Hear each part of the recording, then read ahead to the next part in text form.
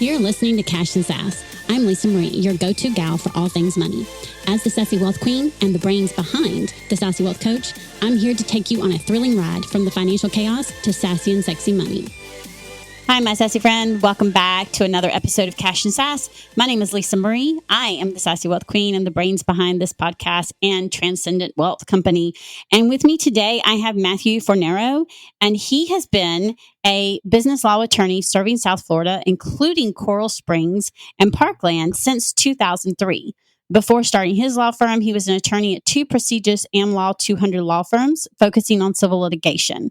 He assists new business owners in choosing and drafting all legally required documents. And as a small business owner himself, he is proud of his representation of small businesses. And I think it's really important that we have these conversations because as small businesses and entrepreneurs, we sometimes don't think about the legal issues or the legal things that could come up that can affect our cash flow and our money management. So welcome, Matthew. Thank you for being on my show. And just for us to start, can you give us a little bit of a background as far as your money journey? And, what we were talking about before was like how you were making sure you budgeted and you paid attention to your cash flow.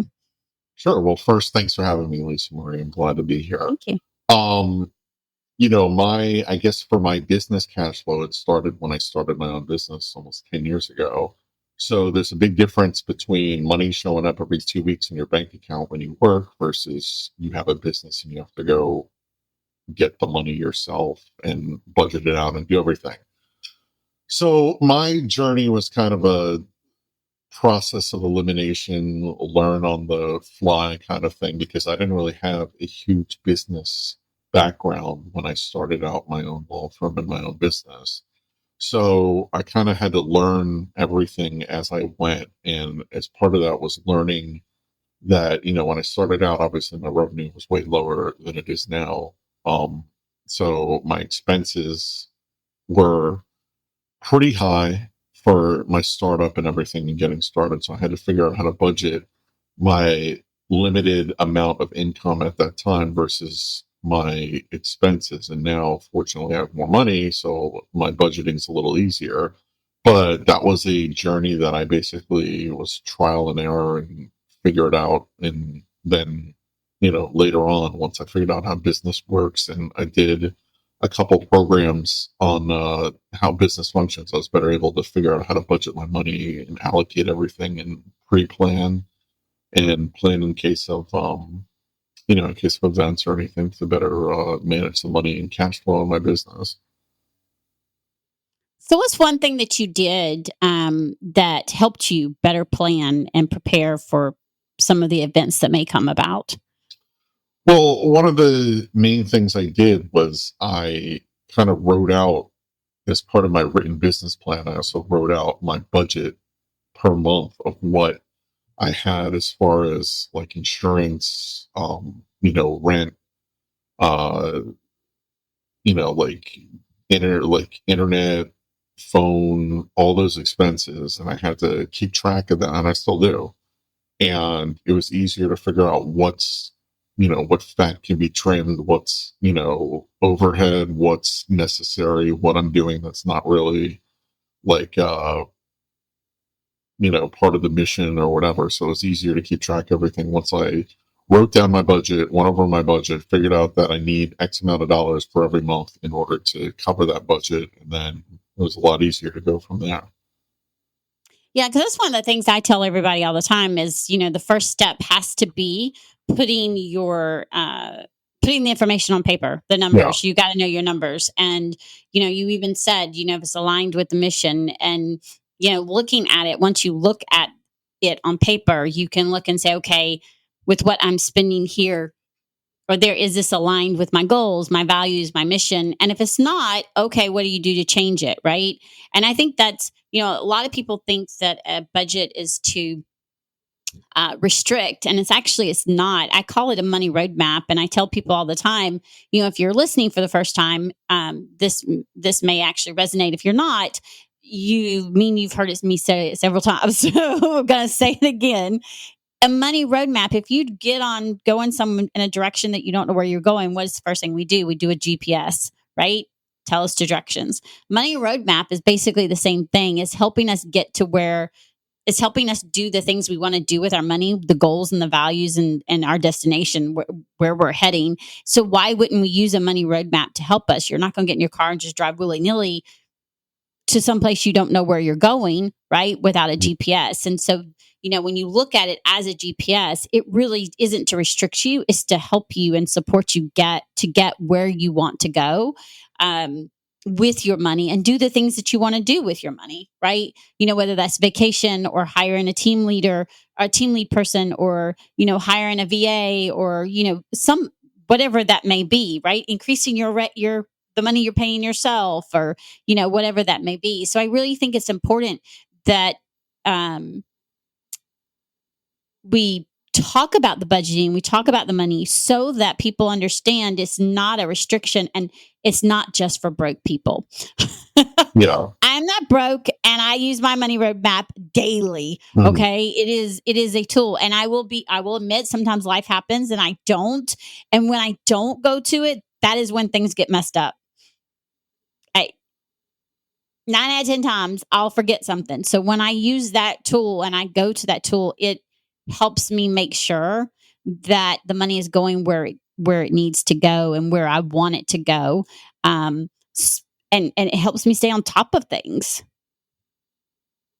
No, it does. And I mean, it's like you said, it's the roadmap as far as what you do and can't do regarding your business, as far as your budgetary, I don't want to say restrictions, but your budgetary guide.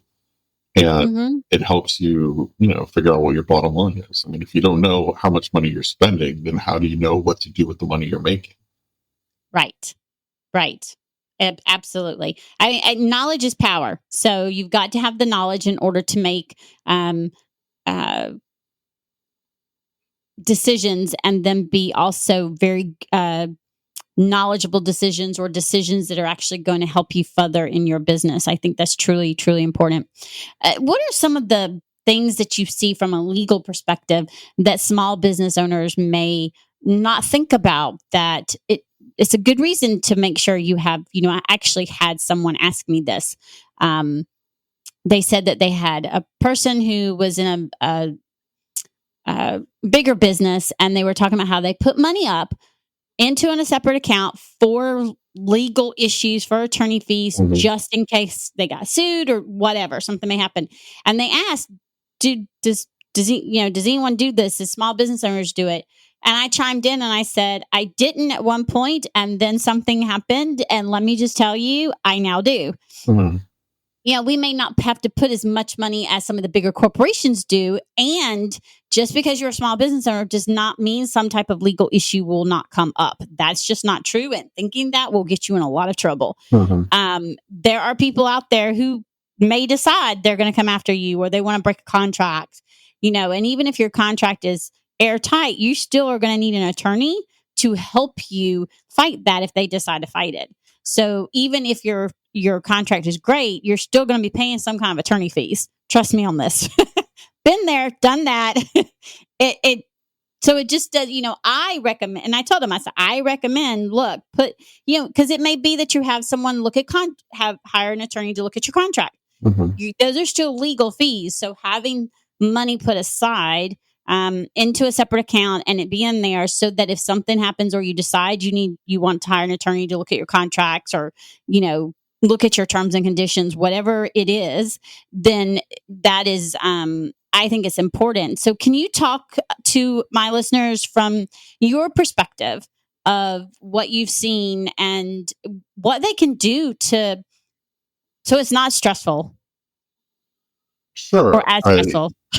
Sure. I mean, obviously, your business is your livelihood. It's not a hobby. It's not, something you do for fun. So you want to take it as seriously and professionally as possible. So as part of that, you have to understand that in order to have a successful business, you don't do it by yourself. No matter how small your team is, you try to have like a cadre of professionals who help you, so they worry about the other stuff, and then you worry about the business stuff and worry about your business either succeeding or failing, not worrying about whatever. So that's why I encourage all my clients to, have a business attorney standing by ready to assist them, because you never know when they're going to be needed. But at the same time, I also tell them they need an accountant standing by ready to help them with their accounting needs.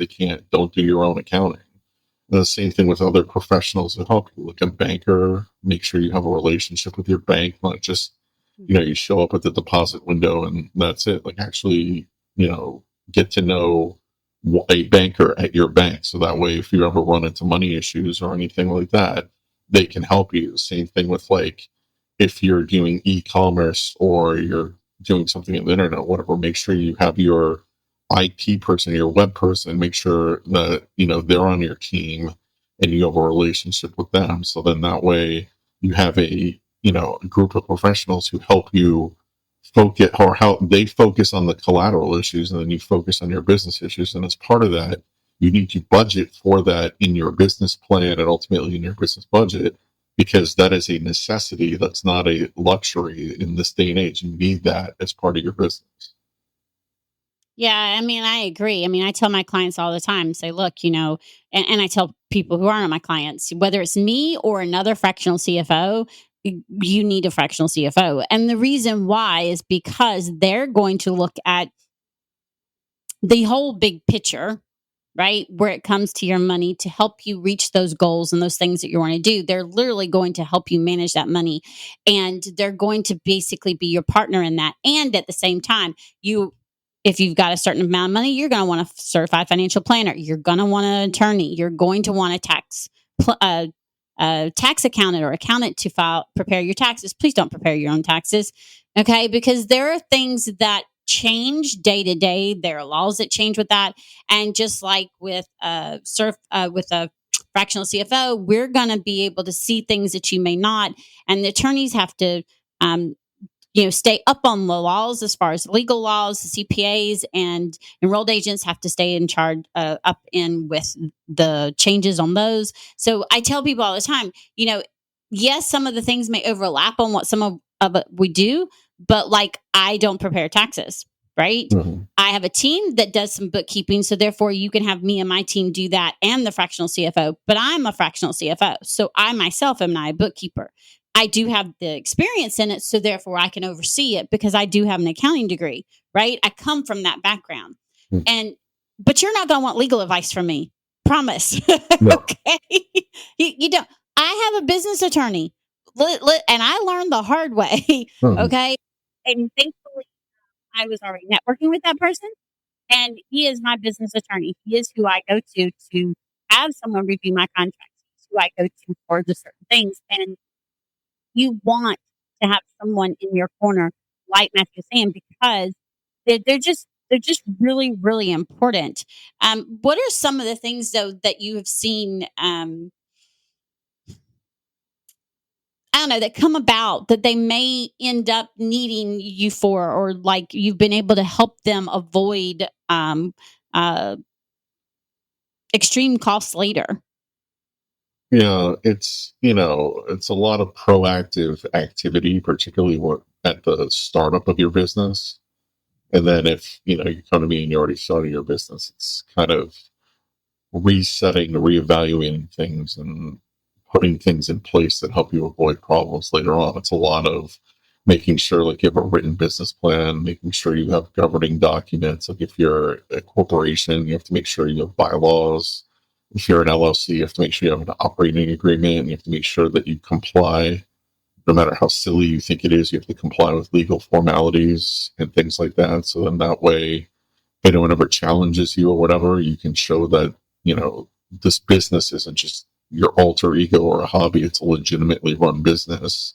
And that way you get the protection of having the business between you and, whoever is making claims against you, or whoever is saying something. So a lot of the issues that come my way are things that could have been prevented by doing action, particularly early on with those documents that I said. And like I said, complying with corporate formalities and making sure when you deal with people or deal with other entities, you have contracts in place. You just don't do things like willy-nilly on a handshake or whatever. You have everything in place. So then that way, if there's an issue, you have documents that say what you do to solve that issue, as opposed to, having to figure it out yourself or go to court to figure it out.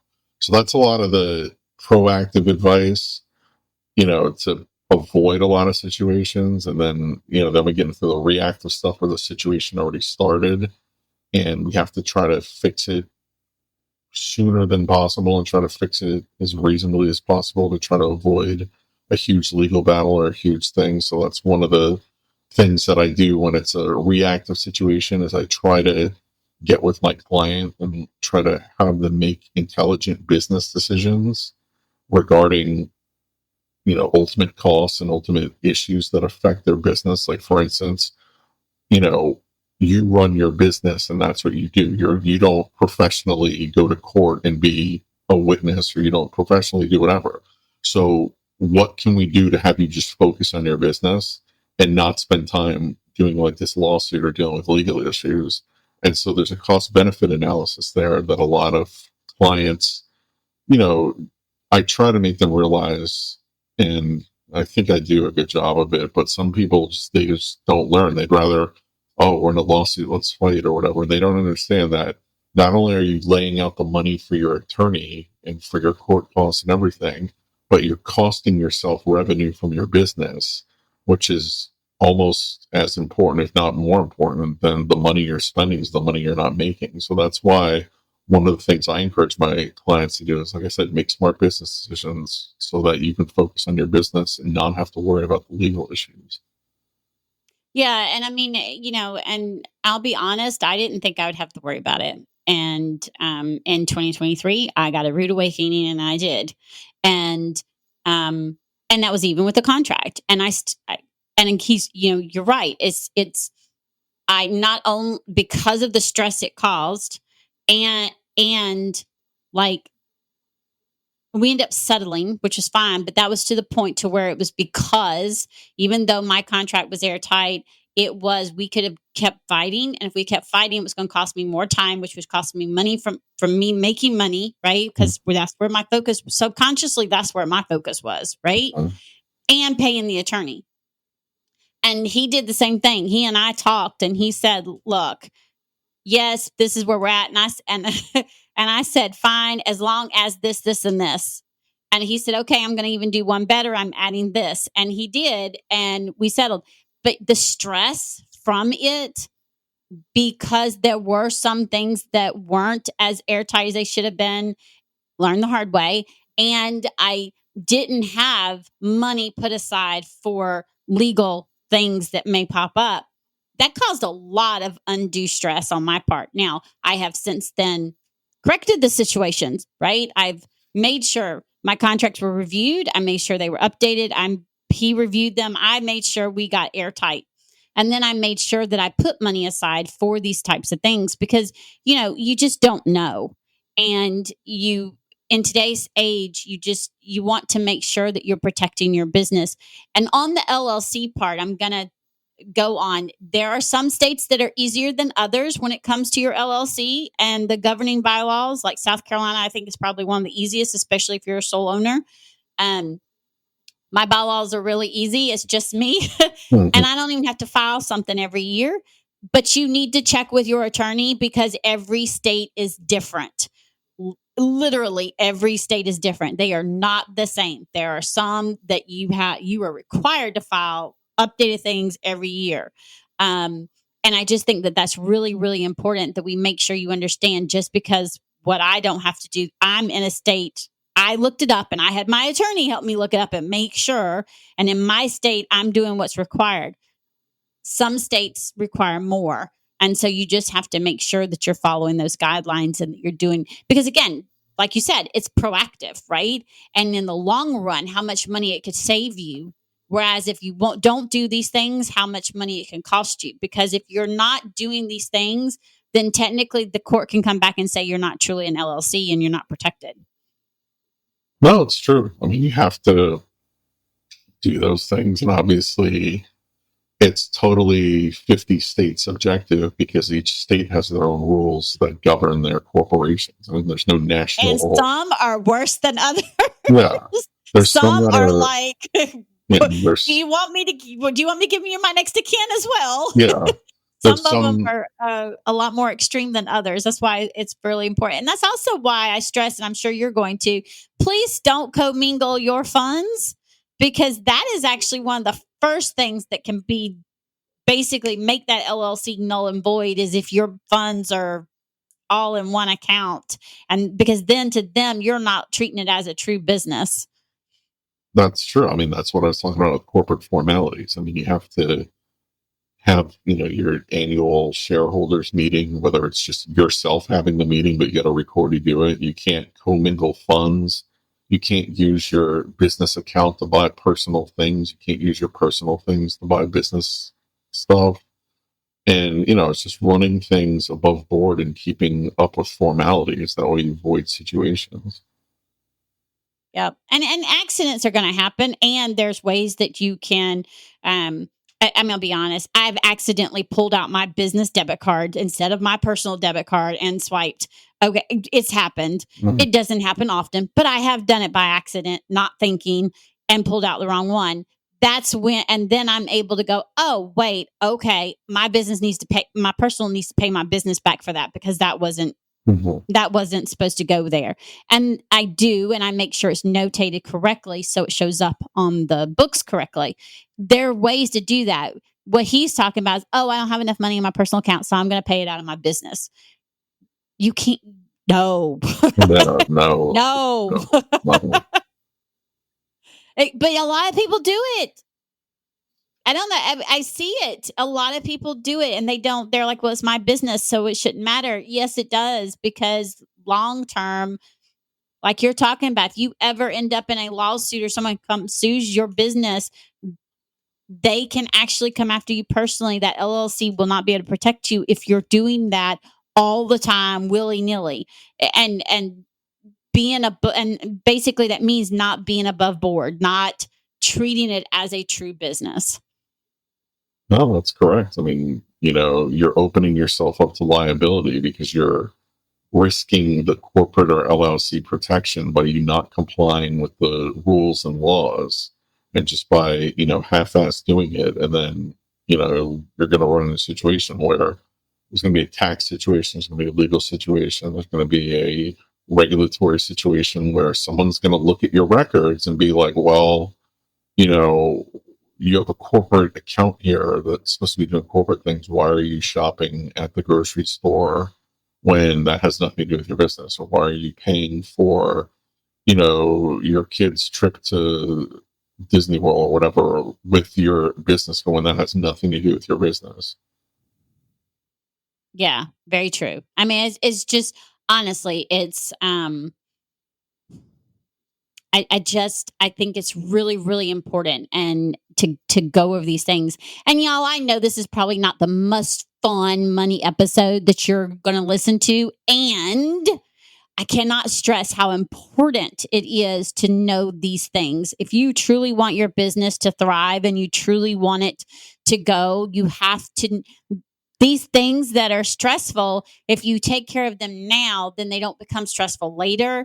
And I can't stress enough how important it is to have this information. Excuse me, and to have someone on your team who can help you determine what it is you need to do for your LLC, whether you're filing as an S corp or not, but for your LLC in your particular state, because they're going to be able to help make sure that you are following the guidelines, and they're going to be able to say, okay, no, you shouldn't do this. Now, I am going to state, it doesn't matter what state you're in, commingling is out. That is the first thing that they will look for. And I've had many people tell me that, and a lot of them are like, okay, Lisa, help me.